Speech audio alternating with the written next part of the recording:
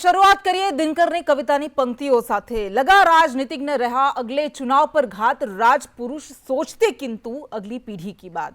પણ વાસ્તવિકતા તો એ છે કે રાજપુરુષે પણ આગળની પેઢીનું ત્યારે જ વિચારી શકે છે એ જ્યારે તેની પાસે સત્તા હશે, અને લોકતંત્રમાં એ સત્તા આપે છે જનતા।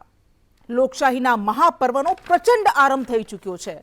7 તબક્કામાં 19 એપ્રિલથી 1 જૂન સુધી મતદાન થવાનું છે, અને લોકોએ કોના પર પોતાનો વિશ્વાસ મૂક્યો છે તે 4 જૂને જ્યારે પરિણામ આવશે ત્યારે નક્કી થશે। જોકે આજે તો તારીખોની ઘોષણા થઈ છે, પરંતુ ચૂંટણી જંગની શરૂઆત તો ક્યારની થઈ ચૂકી છે, પણ હવે તેની તીવ્રતામાં વધારો થશે। આગામી 2.5 મહિના દેશ એક રંગમાં રંગાયેલો જોવા મળશે, અને એ હશે રાજનીતિનો રંગ, ચૂંટણીનો રંગ। એક તરફ છેલ્લી 2 ટર્મથી પ્રચંડ જીત સાથે સરકાર બનાવતી ભારતીય જનતા પાર્ટી છે, તો બીજી બાજુ ભાજપને માત આપવા માટે મથામણ કરતો વિપક્ષ છે ઇન્ડિયા ગઠબંધન છે। એક તરફ રામ મંદિર, આર્ટિકલ 370, સીએ, પરિવારવાદ, કલ્યાણકારી યોજનાઓ સહિતના મુદ્દા છે, તો બીજી બાજુ બેરોજગારી, મોંઘવારી, જાતિગત જનગણના સહિતના મુદ્દાઓ છે। વાર પલટવારની મોસમ છે, ત્યારે શું થશે, કોણ કોના પર હાવી થશે, કયા મુદ્દાઓ રંગમાં રહેશે, એ તમામ મુદ્દાઓ પર આપણે ચર્ચા કરીશું। આજે આપણી સાથે ઋત્વિજ પટેલ ભારતીય જનતા પાર્ટીમાંથી જોડાઈ ગયા છે, ને ટૂંક સમયમાં આપણી સાથે કોંગ્રેસમાંથી પણ જોડાશે, રાજકીય વિશ્લેષક જયેશ ઠકરાર પણ જોડાશે। પણ ઋત્વિજભાઈ, આપ જોડાઈ ગયા છો અત્યારે, એટલે આપનાથી જ શરૂઆત કરીએ। જાન્યુઆરી મહિનામાં, પહેલા મહિનામાં કાર્યકારિણીની બેઠકમાં પ્રધાનમંત્રી મોદીએ કહ્યું હતું કે આ વખતે તો ઇતિહાસ રચાવાનો છે, અને લોકસભાના છેલ્લા સંબોધનમાં તેમણે એવું કહ્યું હતું કે અબકી બાર 400 પાર અને 370નો ટાર્ગેટ તો માત્ર ભારતીય જનતા પાર્ટીનો જ છે। 303 બેઠકો ગત વખતે તમે જીત્યા હતા, પણ 400 કે પાર 1984માં જ્યારે ઇન્દિરા ગાંધીના મૃત્યુ બાદ જે સિમ્પથીની વેવ હતી, એક ભયંકર પ્રચંડ વેવ હતી, અને ત્યારે રાજીવ ગાંધીને 403 બેઠકો મળી હતી। તમને લાગે છે કે એ લેવલ પર પહોંચી ગયા છો, કે 400 ને પાર થઈ જશે? છેલ્લા 9 વર્ષમાં માનનીય પ્રધાનમંત્રી નરેન્દ્રભાઈ મોદી સાહેબના નેતૃત્વમાં જે રીતે દરેક ક્ષેત્રમાં સર્વાંગી વિકાસના કામો થયા છે, એ કામોના આધારે અમને ચોક્કસ વિશ્વાસ છે કે માનનીય પ્રધાનમંત્રી સાહેબે જે ટાર્ગેટ આપ્યું છે, ટાર્ગેટને અમે અચીવ કરીશું। સૌપ્રથમ તો હું આપના ચેનલના માધ્યમથી ગુજરાતના તમામ નાગરિકોને, દેશના તમામ નાગરિકોને આ લોકશાહીના સૌથી મોટા પર્વ એવા ચૂંટણીની તારીખો જ્યારે જાહેર થઈ છે ત્યારે ખૂબ ખૂબ શુભકામનાઓ આપું છું। તમે જે રીતે વાતની શરૂઆત કરી એ પ્રમાણે જે સત્તા આપતી હોય છે જનતા હોય છે, અને જનતા ખૂબ સમજી વિચારીને મતદાન કરતી હોય છે। એટલા માટે જ તમે જોયું હશે કે છેલ્લા કેટલાય સમયથી આપણે જો ગુજરાતની વાત કરીએ તો એ વિધાનસભાની ચૂંટણી હોય, સ્થાનિક સ્વરાજની ચૂંટણી હોય કે લોકસભાની ચૂંટણી હોય, ગુજરાતની જનતાએ ભારતીય જનતા પાર્ટીને ખોબલે ને ખોબલે મત આપ્યા છે, પ્રેમ આપ્યા છે અને આશીર્વાદ આપ્યા છે। અને એ જ ક્રમમાં આગળ વધતા આ વખતે માનનીય નરેન્દ્રભાઈ મોદી સાહેબના નેતૃત્વમાં છેલ્લા 9 વર્ષમાં, છેલ્લા 10 વર્ષમાં જે કામો થયા, અને કામોના આધારે લોકોની વચ્ચે જ્યારે અમે મત માગવા જઈ રહ્યા છીએ, તમે કીધું એ પ્રમાણે ભલે ચૂંટણીની તારીખો આજે જાહેર થઈ, પરંતુ ભારતીય જનતા પાર્ટીનું સંગઠન એ સતત લોકોની વચ્ચે રહેતું સંગઠન છે। એટલે લોકોની વચ્ચે જ્યારે અમે જઈ રહ્યા છીએ ત્યારે એ આર્ટિકલ 370 હોય, 35A હોય, રામ મંદિરનો મુદ્દો હોય, સીએનો મુદ્દો હોય, ટ્રિપલ તલાકનો મુદ્દો હોય, યુવાઓને રોજગાર આપવાની વાત હોય, મહિલાઓને સશક્ત કરવાની વાત હોય, ખેડૂતોની આજીવિકા વધારવાની વાત હોય, આ તમામ મુદ્દે જે રીતે ભારતનો વિકાસ થયો છે, ગુજરાતનો વિકાસ થયો છે, પ્રજાએ મન બનાવી લીધું છે કે આ વખતે 26 લોકસભા બેઠકો જીતાડીને માનનીય નરેન્દ્રભાઈ મોદી સાહેબનો જે એમણે અમને ટાર્ગેટ આપ્યો છે કે 370 બેઠકો માત્ર ભારતીય જનતા પાર્ટી જીતે અને 400+ એનડીએ જીતે, એ દિશામાં ખૂબ મક્કમતાપૂર્વક અમે આગળ વધી રહ્યા છીએ। અને અમારા પ્રદેશ અધ્યક્ષ સી આર પાટીલ સાહેબે પણ જે તમામ બેઠકો 5 લાખ મતથી જીતવા માટેનો જે અમને લક્ષ્ય આપ્યું છે, એ દિશામાં પણ કાર્યકર્તાઓ પોતાનો પ્રચંડ પુરુષાર્થ અત્યારથી કરી રહ્યા છે। એટલે ચૂંટણીની તારીખો આજે જાહેર થઈ છે, 4 જૂને એની મતગણતરી થશે, ત્યારે મને સંપૂર્ણ વિશ્વાસ છે કે માનનીય નરેન્દ્રભાઈ મોદી સાહેબ, માનનીય અમિતભાઈ શાહ સાહેબના નેતૃત્વમાં 370 બેઠકો તો અમે જીતીશું, પરંતુ અમે દરેક બૂથમાં, દક્ષિણના રાજ્યો, પૂર્વના રાજ્યો જ્યાં ભારતીય જનતા પાર્ટી માટે ખૂબ મોટો પડકાર છે, કારણ કે ત્યાં સ્થાનિક પક્ષો વધારે મજબૂત છે, તો તમને લાગે છે કે એ આ રાજ્યોને સાધવા બહુ જરૂરી છે 370ના ટાર્ગેટ માટે? તમે જોશો, અને નજીકના સમયમાં કદાચ આજે ઘણી બધી ચેનલોએ ઓપિનિયન પોલ પણ કર્યા છે અને ઓપિનિયન પોલના આધારે પણ અને તમે કદાચ ઓપિનિયન પોલના તર્જ પર વાત કરો પણ અમે તો અમારા કાર્યકર્તાઓ જે રીતે ગ્રાસરૂટમાં કામ કરી રહ્યા છે, એ દક્ષિણના રાજ્યો હોય, ઉત્તર પૂર્વના રાજ્યો હોય તો પણ ભલે, ત્યાં અમારો વોટ શેર પણ વધવાનું છે, અમારી સીટો પણ વધવાની છે અને આશ્ચર્યજનક રીતે તમામ રાજકીય પંડિતોના ગણિત કદાચ ખોટા પડે એ પ્રકારનું પરિણામ દક્ષિણના રાજ્યોમાંથી પણ મળવાનું છે. બીજું, માત્ર 370 બેઠકોનો લક્ષ્ય રાખીને નહીં, પ્રધાનમંત્રીજીએ કીધું છે કે દરેક બૂથમાં 370 મત પ્લસ કરવાના છે. એટલે માનો કે 500 મત ગત ચૂંટણીમાં મળ્યા હોય તો આ વખતે એ બૂથમાંથી 870 મત લેવાના છે. એટલે એ દિશામાં અમે માઇક્રો પ્લાનિંગના આધારે લોકોની વચ્ચે જઈ રહ્યા છીએ અને મને સંપૂર્ણ વિશ્વાસ છે કે 4 જૂને સમગ્ર દેશમાં ભગવો લહેરાવાનો છે. ઓકે, 4 જૂને સમગ્ર દેશમાં ભગવો લહેરાશે. નરેન્દ્ર રાવત પણ આપણી સાથે જોડાઈ ગયા છે કોંગ્રેસમાંથી અને જયેશ ઠકરાર રાજકીય વિશ્લેષક પણ આપણી સાથે ઉપસ્થિત છે. આ બંનેનું પણ સ્વાગત છે. નરેન્દ્રભાઈ, ભારતીય જનતા પાર્ટીએ આજે પ્રચંડ ટાર્ગેટ મૂક્યો છે 400 પારનો આ વખતનો, એટલે રાજીવ ગાંધીનો જે ઇતિહાસ બનેલો છે 403 બેઠકનો એ પણ તોડી નાખવાનો છે અને એમના માટે એમને વિશ્વાસ પણ છે. ઋત્વિજભાઈ કહી રહ્યા છે તો અમે તો કામગીરી ક્યારની આરંભી દીધી છે. તમને લાગે છે કે આ જે પ્રચંડ વિશ્વાસ છે અથવા તો એમનું આટલું મજબૂત સંગઠન છે, શક્તિશાળી સંગઠન, એની સામે કોંગ્રેસ ઇન્ડિયા ગઠબંધન માત આપી શકશે, એમના ટાર્ગેટ પર પાણી ફેરવી શકશે?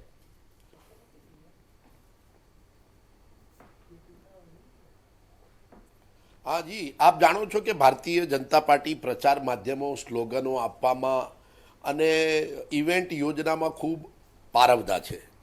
400 પાર બેઠકની વાત કરીએ તો આપને પણ ટીવીના માધ્યમથી હું કહેવા માંગુ છું કે 542 બેઠકમાંથી એ કેટલી બેઠક પર લડવાના, એટલે કે સંપૂર્ણ બેઠકો જીતી જવાના છે. એટલે એક વાસ્તવિક પિક્ચર નથી અને 400ની ઉપરની વાત કર્યા પછી 370 પર પણ આવી ગયા છે. વાસ્તવિકતા એ છે કે આ 2014 અને 2019માં ભારતની પ્રજાએ એમના ઉપર વિશ્વાસ મૂક્યો હતો અને વિશ્વાસ કેમ મૂક્યો હતો એ સમજવા જેવી વાત છે. 2014માં એમને વાત કરી હતી મોંઘવારી, બેરોજગારી અને ભ્રષ્ટાચાર, એના આધારે એ લોકો સત્તામાં આવ્યા, એને પછી આગળ ધપાવ્યો. પણ ચૂંટણી સમયે વાત અને અત્યારની વાત છે વિરોધાભાસ છે. વિકાસની વાતો કરે છે પણ વિકાસનો તો ફક્ત પ્રચાર છે. 2004ની વાત કરવા માંગુ છું. અટલ બિહારી વાજપેયી જ્યારે ચૂંટણીમાં ઝંપલાવ્યું ત્યારે પ્રમોદ મહાજને ઇન્ડિયા સાઇનિંગની વાત કરી હતી અને ઇન્ડિયા સાઇનિંગ એટલું જોરદાર પ્રચાર માધ્યમ હતું કે કોંગ્રેસની અમે પણ ડરી ગયા હતા કે એટલું જોરદાર પ્રચાર હતો. પરંતુ સરકાર ગઈ હતી અને કોંગ્રેસની યુપીએ સરકાર 10 વર્ષ સુધી રહી હતી. એટલે આ વખતે પણ પિક્ચર એ જ છે. મારો પ્રશ્ન એ છે કે તમે 400 કે 370 બેઠકો લાવશો ક્યાંથી? તમે મહારાષ્ટ્રથી લઈને કાશ્મીર સુધીમાં સંપૂર્ણ રાજ્યોમાં તમારી સંપૂર્ણ બેઠકો છે અને તમે પ્રજાને આ વખતે ખુલ્લા પડી જવાના છે કારણ કે અમે ઇન્ડિયા ગઠબંધન કર્યું છે. કોંગ્રેસનો જનાધાર છે 1989 થી સતત ઘટી રહ્યો છે. ભલે તમે 2004 થી 14 સુધી સરકારમાં હતા પરંતુ એ તમારા બળ પર નહોતા, એ યુપીએ ગઠબંધન હતું આખું, પણ એ વોટ શેર તો ઘટતો જ રહ્યો અને ત્યારબાદ 2014 પછી તો આપણે જોયું કે ખૂબ ખરાબ સ્થિતિ થઈ ગઈ. 20% વોટ શેર આપનો હતો અને ભારતીય જનતા પાર્ટી કે જે આવી સત્તામાં એનો 37% વોટ શેર હતો. વાસ્તવિકતા અમે સ્વીકારીએ છીએ. અત્યારે લાગે છે કે એવો કોઈ મુદ્દો છે, કોઈ એવી એન્ટી ઇન્કમ્બન્સી જે 2014માં જોવા મળી હતી? વાસ્તવિકતા અમે હા જી બિલકુલ. નહીં, એક મારે જવાબ આપવાનો છે. હા, એટલે સ્પષ્ટ રીતે કહું છું, જનાધારની વાત એ છે કે ચૂંટણી સમયે જ પિક્ચર સ્પષ્ટ થાય.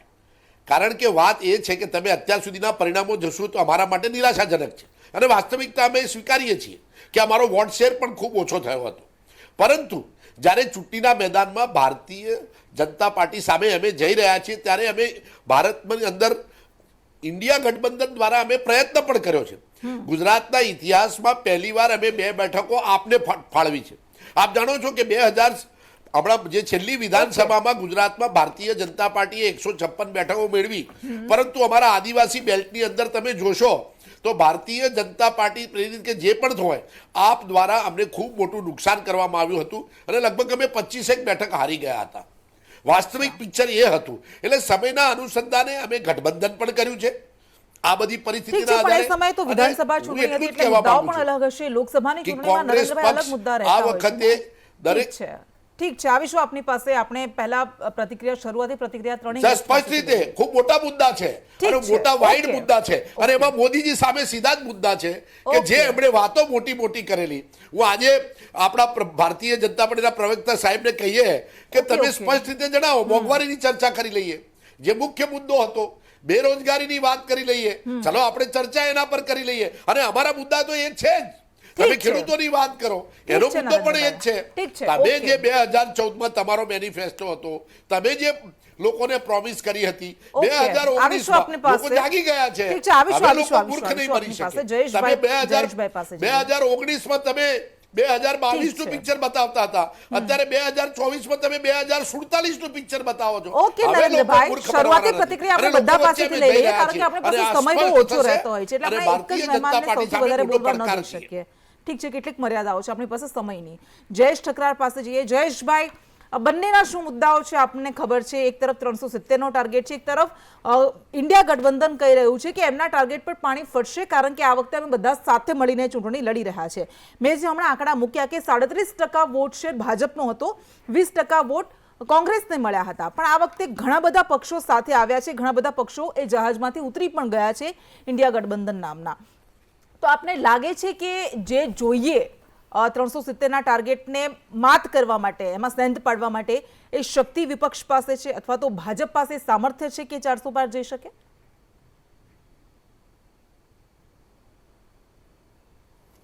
કૃષ્ણા, સૌપ્રથમ તો કોંગ્રેસના નેતાઓ પણ સમજે છે કે વાસ્તવિકતા શું છે અને માત્ર ગઠબંધનની વાતો કરવી એટલે કે દિલ્હીમાં બેસી અને તમે કોઈ પક્ષો સાથે હાથ મિલાવી લો એટલે મતદારો એ વાતનો સ્વીકાર કરી લે, એ વાત એટલી વાસ્તવિક નથી. કે આજે કોંગ્રેસ આમ આદમી પાર્ટીને કોઈ બેઠક આપી દે એટલે કોંગ્રેસના મતદારો ત્યાં આમ આદમી પાર્ટીને મત આપી દે, એ વાત કોઈ દિવસ એટલી વાસ્તવિક હોતી નથી. એટલે માત્ર ગઠબંધનથી જીતાતું નથી. તમે એનડીએ ગઠબંધન જુઓ તો એમાં ભાજપ ખૂબ જ સશક્ત છે અને એમાં પણ તમારા પોતાના પક્ષની તાકાત જ્યારે ખૂબ મોટી હોય ત્યારે સંગઠનમાં તમારો પ્રભાવ પડતો હોય. એનડીએમાં આજે નરેન્દ્ર મોદીનું જબરદસ્ત પ્રભુત્વ છે. ઇન્ડિયામાં આવું પ્રભુત્વ રાહુલ ગાંધીનું નથી, એ વાસ્તવિકતા કોંગ્રેસના પ્રવક્તા પણ સ્વીકારશે. રહી બીજી વસ્તુ, દેશમાં મુદ્દા નથી એવું નથી, દેશમાં બેરોજગારી, મોંઘવારી બધા જ મુદ્દા છે. પરંતુ મતદારો તમને જ્યારે મુદ્દા લઈને મતદારો પાસે જાઓ છો ત્યારે મતદારો તમને કેવો પ્રતિસાદ આપે છે એ પછી એ મતમાં કન્વર્ટ થતા હોય છે. એટલે કોંગ્રેસ માટે આ સૌથી મોટી ટ્રેજેડી એ છે કે પૂરા ગુજરાત જ નહીં, પૂરા દેશમાં તમે જુઓ કે કોંગ્રેસના એક તો જૂજ નેતા લોકોની વચ્ચે ફરે છે. એકમાત્ર રાહુલ ગાંધીએ ભારત જોડો યાત્રા કરી, એમનો સુંદર પ્રતિસાદ પણ મળ્યો. મૃતપાઈ કોંગ્રેસમાં ચોક્કસપણે થોડી સંજીવની જરૂર આવી, પરંતુ આવા સેકન્ડ કેડરના બીજા કેટલા નેતા કોંગ્રેસ પાસે છે? રાધર કોઈ છે જ નહીં. કોઈ પોતે રાહુલ ગાંધી સિવાય કોઈ દેશમાં ફરતા હોય અને મુદ્દા ઉઠાવતા હોય અને લોકો પ્રતિસાદ આપતા હોય એવું બિલકુલ વાતાવરણ નથી. હવે જ્યારે 10-10 વર્ષ સુધી કોંગ્રેસની સત્તા હતી ત્યારે પણ કોંગ્રેસે એવું શાનદાર સંગઠન ના બનાવ્યું અને છેલ્લા 10 વર્ષમાં જ્યારે કોંગ્રેસ વિપક્ષમાં બેઠી ત્યારે પણ એણે સંગઠનને વધુ મજબૂત બનાવવા માટે કોઈ એવા અસરકારક પ્રયાસો કર્યા નથી. અને એટલા માટે જ આ વખતની ચૂંટણીમાં ના તો લોકોમાં કોઈ પરિવર્તનની લહેર જોવા મળે છે, ઉલટાનું લોકોમાં ખરેખર તો નરેન્દ્ર મોદી અને ભાજપ દ્વારા એકદમ માઇક્રો લેવલ ઉપર જે મુદ્દા ઉઠાવવામાં આવ્યા છે, જે સંગઠનનું મેનેજમેન્ટ એટલે આપને લાગે છે કે 370 ઉપરનો 400 ઉપરનો ટાર્ગેટ છે એ હાંસલ કરી શકે છે ભાજપ? 5 લાખની લીડ ઈચ્છી રહ્યા છે. બિલકુલ અત્યારની જે વાસ્તવિકતા છે, ચોક્કસપણે ચૂંટણીમાં ઘણા બધા મુદ્દા એવા હોય છે કે લોકો અંડરકરન્ટ ઉપર જોવા મળતું હોય છે, પરંતુ અત્યારે તો આ લડાઈમાં આ સ્ટેજ ઉપર ચોક્કસપણે ભાજપનો હાથ ઉપર છે એવું માની શકાય. ઠીક છે ઋત્વિજભાઈ, ફરી આપની પાસે આવે. આપણી પાસે સમય બહુ ઓછો છે એટલે હું કોશિશ કરીશ કે જલ્દી પ્રતિક્રિયા મળી જાય તમારી. બેઠકો ક્યાંથી આવશે? ઠીક છે, આવીશું નરેન્દ્રભાઈ આપની પાસે. ઋત્વિજભાઈ, અત્યારથી વિપક્ષ તરફથી આરોપ લગાવવાના શરૂ થઈ ચૂક્યા છે કે આ મની પાવરનો, મસલ પાવરનો, ચૂંટણી મશીનરીનો આપની પાસે સત્તા છે, આ બધા જ સાધનોનો ઉપયોગ કરો છો સત્તા હથિયાવા માટે. એટલે સામ દામ દંડ ભેદની નીતિનો ભરપૂર ઉપયોગ કરી રહ્યા છો અને એ એક કારણ મૂકવામાં આવી રહ્યું છે કે આપ સત્તામાં છો તો બની શકે કે આપ જે ટાર્ગેટ મૂકો છો પૂરા કરાય. જો સત્તામાં હોવાથી અમારા જે ટાર્ગેટ છે એટલે કે મશીનરીનો દુરુપયોગ કરીને ટાર્ગેટ એચીવ કરવાની વાત છે, તો મને લાગે છે કે કોંગ્રેસ પાસે હવે વિરોધ કરવા માટે કોઈ મુદ્દા બચ્યા નથી, એટલે અવાસ્તવિક આક્ષેપો કરી રહ્યા છે. વાત બહુ સ્પષ્ટ છે કે છેલ્લા 10 વર્ષમાં યુપીએના અત્યાર સુધીના શાસનમાં થયેલા કામો અને છેલ્લા 10 વર્ષમાં માનનીય નરેન્દ્રભાઈ મોદી સરકારમાં થયેલા કામો એ બંનેનો જો તુલનાત્મક અભ્યાસ કરવામાં આવે તો એ જ બહુ સ્પષ્ટ કરી દે છે કે કઈ રીતે મોદી સરકારે કામ કર્યું છે. આરોગ્ય ક્ષેત્રે હોય તો પહેલા કેટલી મેડિકલની સીટો હતી, અત્યારે કેટલી મેડિકલની સીટો છે, પહેલા કેટલી એમ્સ હતી, અત્યારે કેટલી એમ્સ છે, પહેલા કેટલી પ્રાઇવેટ યુનિવર્સિટી હતી, અત્યારે કેટલી પ્રાઇવેટ યુનિવર્સિટી છે, પહેલા કેટલી ગવર્મેન્ટ યુનિવર્સિટી હતી, અત્યારે કેટલી ગવર્મેન્ટ યુનિવર્સિટી છે. આનો તુલનાત્મક અભ્યાસ કરવાથી બહુ જ સ્પષ્ટ થઈ ગયું છે કે દરેક ક્ષેત્રમાં સર્વાંગી વિકાસ કરવામાં નરેન્દ્ર મોદી સરકાર એ મોખરે રહી છે. બીજું, મોદી સરકારે આપેલી તમામ ગેરંટીઓ એ પૂરી થઈ છે. મોદી સરકારની ગેરંટી એટલે કે ગેરંટી પૂરી થવાની ગેરંટી. મેનિફેસ્ટોની જે વાત કરી નરેન્દ્રભાઈ, એ વાત પર પણ આવું છું કે નરેન્દ્રભાઈ રાવતે કહ્યું કે મેનિફેસ્ટોમાં ભાઈ તમે અમારા મેનિફેસ્ટોનો અભ્યાસ કરશો. 2019ના મેનિફેસ્ટોમાં લખેલા તમામ મુદ્દાઓ આજે સિદ્ધ થઈ ચૂક્યા છે. એ 370 હોય, રામ મંદિર હોય, ટ્રિપલ તલાક હોય, યુવાઓને રોજગાર આપવાની વાત હોય, બધા જ ક્ષેત્રોમાં જે મેનિફેસ્ટોમાં અમે જે વચનો આપ્યા હતા એ અમે પૂર્ણ કર્યા છે. નંબર 1. નંબર 2, નરેન્દ્રભાઈ તમારે એ વાત પણ સ્વીકારવી પડશે કે આખા દેશમાં તમારી પાર્ટી તૂટી રહી છે. જેને પોતાના ક્ષેત્રનું, પોતાના લોકોનું, પોતાના વિસ્તારનો વિકાસ કરવો હોય, ખરા અર્થમાં સકારાત્મક રાજનીતિ કરવી હોય, એવા લોકો ક્યાંક ને ક્યાંક કોંગ્રેસમાં અસહજ અનુભવી રહ્યા છે. બધી જ મશીનરીનો દુરુપયોગ કરીને વિપક્ષને તોડી રહ્યા છે. તમે કહો છો કે તૂટે છે, પણ એ કરી રહ્યા છે કે તમે તોડી રહ્યા છો. જો જેટલા લોકો કોંગ્રેસના દિગ્ગજ નેતાઓ, ગુજરાતની જ વાત કરીએ તો છેલ્લા કેટલાય સમયથી કોંગ્રેસથી ત્રસ્ત થઈને, એમની નીતિ રીતિથી ત્રસ્ત થઈને, એમની પરિવારવાદની ભાવનાથી ત્રસ્ત થઈને ક્યાંક કોંગ્રેસમાં ગુંગળામણને અસહજ અનુભવતા હતા, એવા લોકો ભારતીય જનતા પાર્ટીમાં જોડાયા છે. અર્જુન મોઢવાડિયાજી તો એમના કદ્દાવર નેતા છે. અને તમે મીડિયાના મિત્રોએ જ્યારે પાર્ટીમાં જોડાયા ત્યારબાદ પ્રશ્ન પૂછ્યા તો એમણે પણ કહ્યું છે કે અમને ભાઈ કોઈ દબાણ નહોતું, અમને ક્યારેય કોઈ ઓફર આપવામાં આવી નથી, અમને ક્યારેય કોઈ દબાણ કરવામાં આવ્યું નથી. નહીં ભાઈ, આટલા મોટા દિગ્ગજ નેતા જ્યારે તમારો સાથ છોડતા હોય, મહારાષ્ટ્રમાં અશોક ચવ્હાણ જેવા નેતા તમારો સાથ છોડતા હોય, મિલિંદ દેવરા જેવા નેતા તમારો સાથ છોડતા હોય, તમે જુઓ કે આખા દેશમાં કોંગ્રેસ એ ડૂબતું જહાજ છે એવું બધાએ સ્વીકારી લીધું છે ને એક પછી એક નેતાઓ એ કોંગ્રેસ છોડી રહ્યા છે. બીજું, નરેન્દ્રભાઈ પૂછી રહ્યા હતા કે 400 બેઠકો કેવી રીતે લાવશો. નરેન્દ્રભાઈ, 400 બેઠકો અમારા એનડીએની આવવાની છે. અમારો લક્ષ્ય 370 બેઠકોનો છે. અમે સંપૂર્ણ પૂર્ણ કરીશું. ગઈ વખતે અમે 303 બેઠકો તો એકલા હાથે જીત્યા જ છીએ. અને આ વખતે તમે જોજો, કેરળ હોય, કર્ણાટક હોય, તમિલનાડુ હોય, આંધ્રપ્રદેશ હોય, અને નોર્થ ઇસ્ટના રાજ્યો હોય, બંગાળ હોય, આ બધી જ જગ્યાએ અમને લેન્ડસ્લાઇડ વિક્ટરી મળશે. ત્યાંના લોકોએ પણ મન બનાવી લીધું છે કે આ વખતે મોદી સરકારની ગેરંટી ઉપર ભરોસો કરીને મત આપવાની ગેરંટી ત્યાંના મતદારો અમને આપી રહ્યા છે. એના આધારે અમે કહી રહ્યા છીએ કે અમે 370 બેઠક જીતીશું. અને રહી વાત ગુજરાતની, તો ગુજરાતની જાહેર થયેલી તમામ પેટા ચૂંટણીઓ જે ભારતીય જનતા પાર્ટી પાસે બેઠકો નહોતી, પરંતુ અમને વિશ્વાસ છે કે જે રીતે કેન્દ્રમાં મોદી સરકાર અને ગુજરાતમાં ભૂપેન્દ્રભાઈ પટેલની સરકાર કામ કરી રહી છે, આ બધી જ વિધાનસભાની પેટા ચૂંટણીઓ પણ અમે જંગી માર્જિનથી જીતીશું એવો અમને પ્રજા ઉપર સંપૂર્ણ વિશ્વાસ છે. જીતવાનો જે સીઆર પાટીલ કહેતા હતા એ કેન પ્રકારે પૂરું થશે એવું તમારું કહેવું છે. ઠીક છે ઋત્વિજભાઈ, ખૂબ ઓછો સમય આપનો બચ્યો છે, આપની છેલ્લી પ્રતિક્રિયા. મારી માફ કરશો નરેન્દ્રભાઈ.